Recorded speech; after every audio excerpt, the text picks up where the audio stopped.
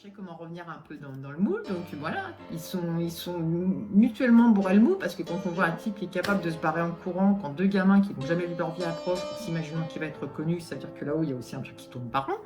Ben, voilà, deux individus comme ça s'associent, mais les enfants, tout ça, vous avez pensé aux conséquences? Parce que depuis votre délire de 2012, est-ce que beaucoup ont l'air de perdre de vue, malgré leurs belles paroles, sur l'importance de la parole de l'enfant? C'est que Les gens épouvantés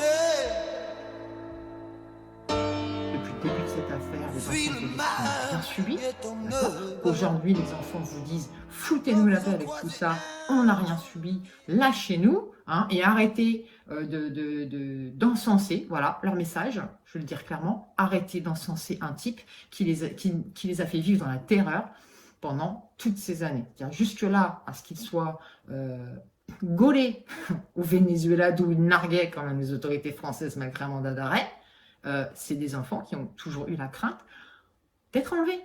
Alors arrêtez de venir me parler des droits de l'enfant, de la protection de l'enfance, parce que là, vous êtes en train de bafouer 3 gamins. Voilà, leurs parents.